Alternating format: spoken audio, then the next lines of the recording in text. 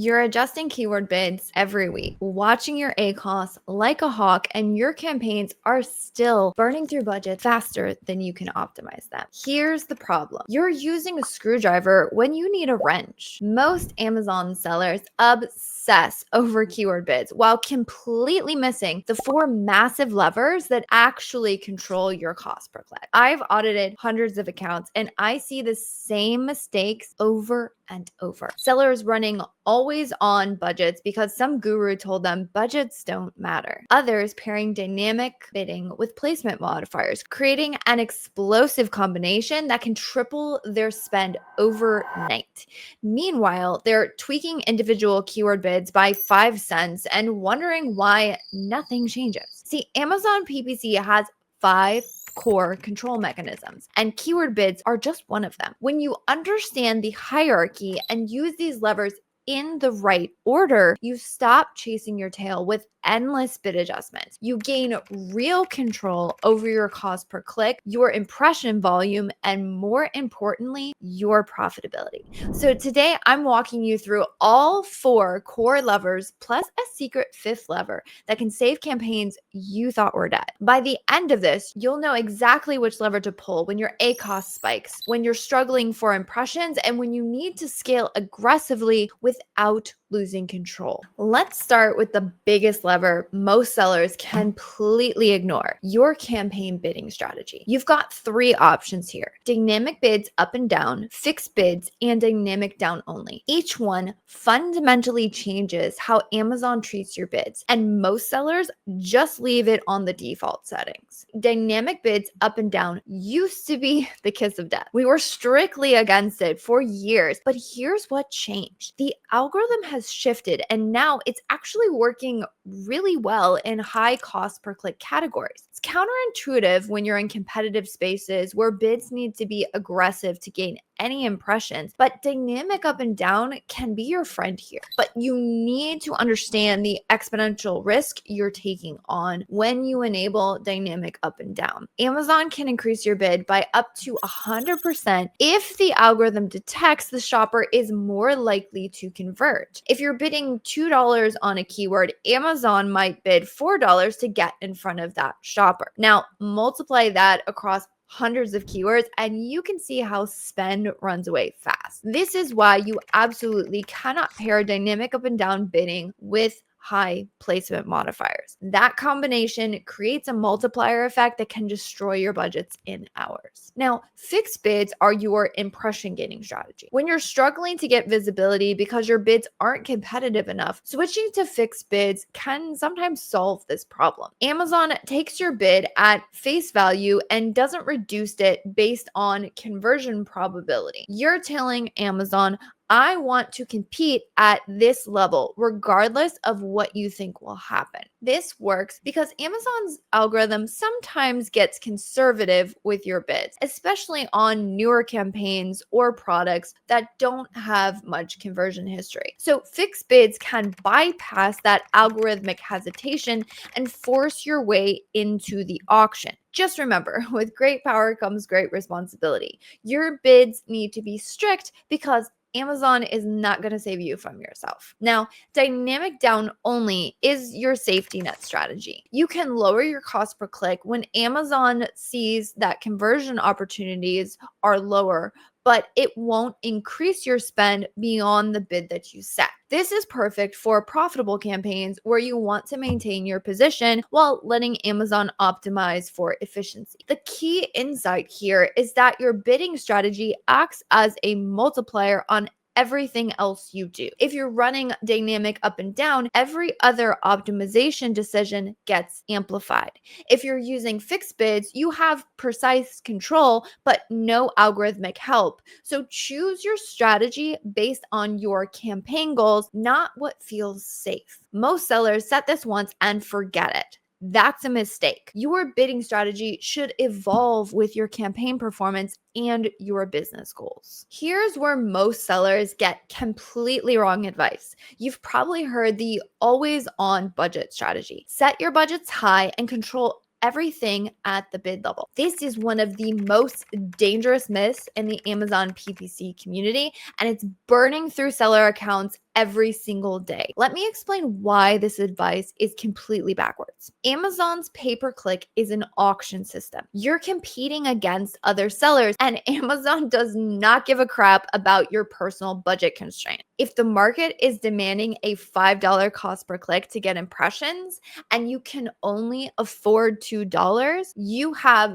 two choices: play the game or get 0 impressions. The always on budget methodology forces you to lower your bids to the point where you can't compete. You end up with campaigns that barely get any traffic because you're trying to control spend at the keyword level instead of using budgets strategically. This is backwards thinking that keeps you stuck in low impression purgatory. Budgets are actually the most powerful strategic tool. They allow you to be extremely aggressive with your bids where you need to be while still maintaining overall account control. Think of budgets as your velocity governor. They let you go fast when you want to, but they prevent you from crashing. Here's how this works in practice.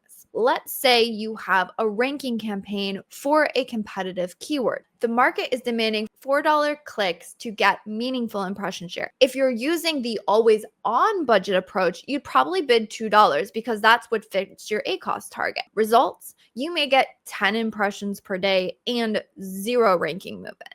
But if you use strategic budget management, you can bid that full $4 to compete effectively. Your budget acts like a safety valve, capping your total spend while allowing you to be competitive in the auction. You might spend your entirely daily budget in 2 hours, but those 2 hours give you more valuable impressions than the entire previous week of conservative bidding. This is especially critical for product launches and ranking campaigns. You need to be able to compete aggressively during key moments, even if it means higher short-term cost. Your budget lets you time box that aggression instead of trying to control it through artificially low bids. The key insight here is that budgets control velocity and timing, not profitability. Your profitability comes from your targeting, your bids, and your product selection. Your budget controls how fast you spend and when you spend it.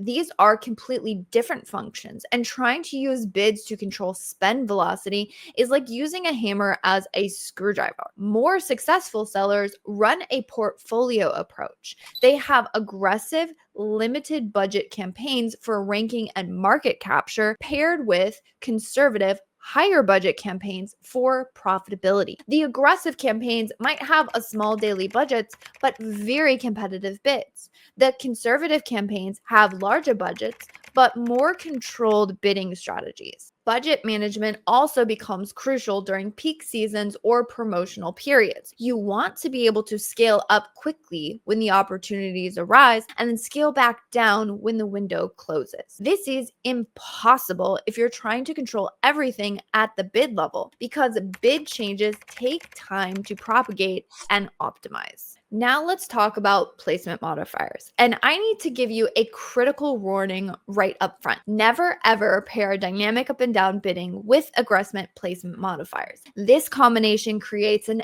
exponential spend explosion that can destroy your account overnight.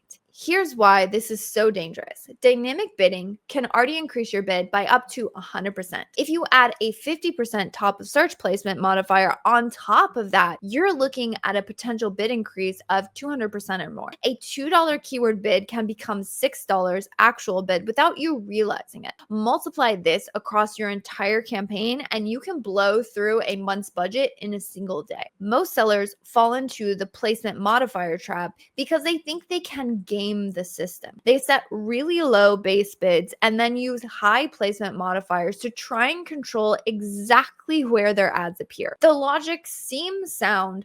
Bid 50 cents, but use a 300% top of search modifier to compete for premium placements while staying cheap everywhere else. This strategy fails every single time.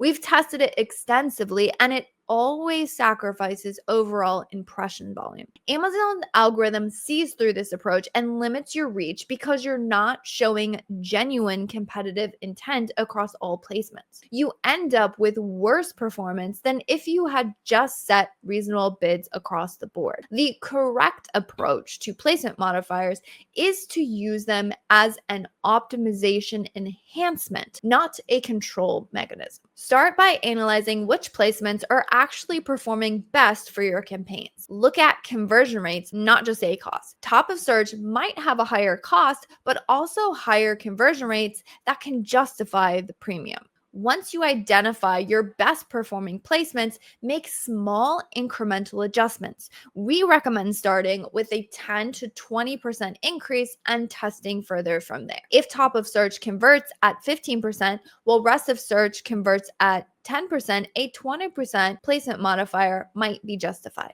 But start conservative and work your way up based on actual performance data. The key insights with placements is that they act on your bid. They don't replace it. A placement modifier is a multiplier, but not a substitute for competitive bidding. If your base bid isn't competitive enough to get impressions, no amount of placement modification will fix that fundamental problem. Product page placements often get overlooked, but they can be incredibly valuable for certain products. These placements typically have lower cost, but highly qualified traffic since people are already looking at related products. Rest of search placements are your volume driver, usually lower conversion rates, but much higher impression volume. Remember that placement performance varies dramatically by product category, seasonality, and competition levels. What works for one campaign might not work for another. The goal is to use placement modifiers to enhance what's already working, not to try and force performance where it doesn't naturally exist. Use placements as an iterative optimization tool. Test small increases to your best performing placements, monitor the results for at least a week, and then adjust accordingly. This methodical approach presents that explosive spend issue while still allowing you to capture performance improvements that placement optimizations can provide. Now we get to keyword bids, the lever most sellers think is the only one that matters. Here's the reality. Keyword bids are your precision dial, not your master control. They're incredibly powerful when used correctly, but they're just one piece of the puzzle. The biggest mistake I see sellers using is a single ACoS target across their entire account. Every product, every campaign, every keyword gets the same profitability expectations. This approach will always steer you wrong because it ignores the fundamental purpose of each campaign. Your ranking campaigns should not have the same ACoS target as your profitability campaigns. You need both strategies running simultaneously. Aggressive ranking campaigns capture market share and build organic momentum, while low bid profitability campaigns provide traffic and steady cash flow that balances out your account. If you don't have both, your account will suffer. Each product has different profit margins, different competitive landscapes, and different strategic importance to your business. A new product launch needs aggressive bidding to gain traction. An established bestseller might need conservative bidding to maximize profits. Your bid optimizations needs to account for these differences. Here's the critical insights most sellers miss. When something has high order velocity, meaning it's driving a ton of orders for your account, you need to be extremely careful about lowering those bids.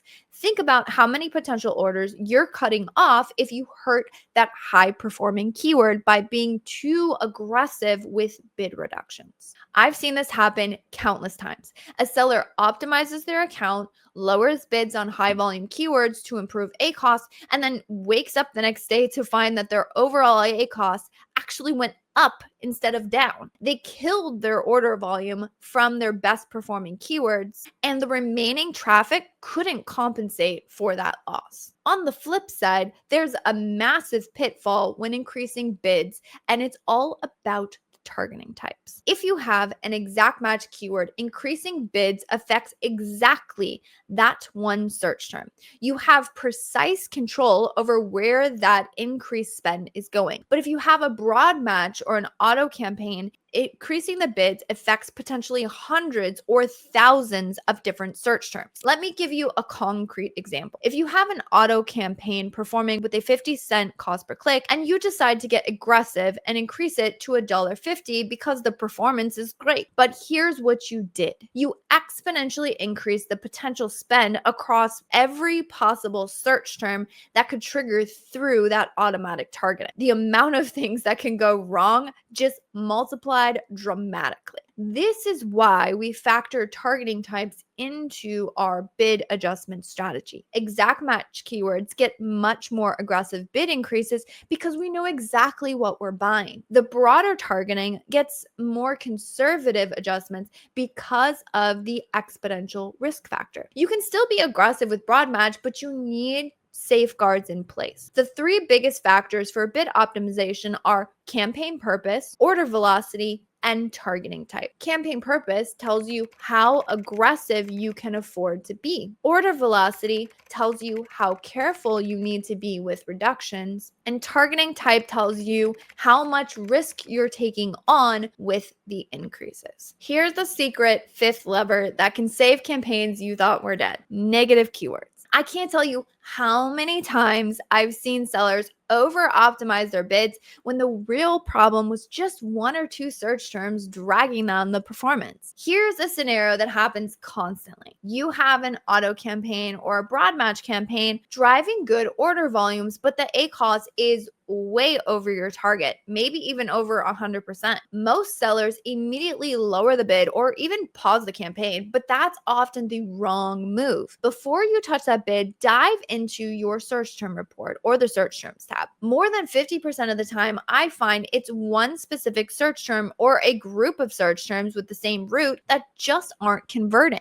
They're eating up your budget and dragging down your overall performance, but the rest of the traffic is actually profitable. Instead of lowering your bid and potentially killing good traffic, add those non-converting search terms as negative keywords. This completely eliminates them from your targeting while preserving all of that profitable traffic. You get the ACoS improvement without sacrificing impressions or order velocity. This approach is especially powerful with automatic campaigns because Amazon's algorithm sometimes finds weird, irrelevant search terms that burn through your budget. A single negative keyword can often improve campaign performance more than weeks of bid adjustments. The beauty of negative keywords is they're surgical. You can remove the exact problem without affecting anything else. It's like removing a bad apple from a bunch instead of throwing away the entire basket. Now you understand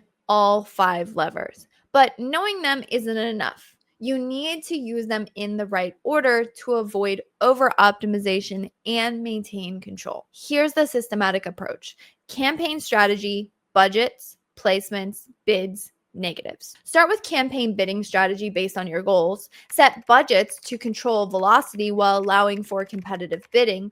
Use placement modifiers to enhance what's already working. Optimize bids based on campaign purpose and targeting type. And finally, use negative keywords to surgically remove problems without affecting good traffic. Your weekly optimization routine should touch on all 5 of these levers. Check your budgets for pacing issues, review placement performance for optimization opportunities, analyze search terms for negative keyword candidates. Only then should you make bid adjustments based on the complete picture. The goal isn't to avoid every risk or eliminate every variable. It's making sure you have the right tool for each job and avoiding the endless bid adjustment hamster wheel that keeps most sellers stuck. So start implementing this in your account today, beginning with the campaign bidding strategy review.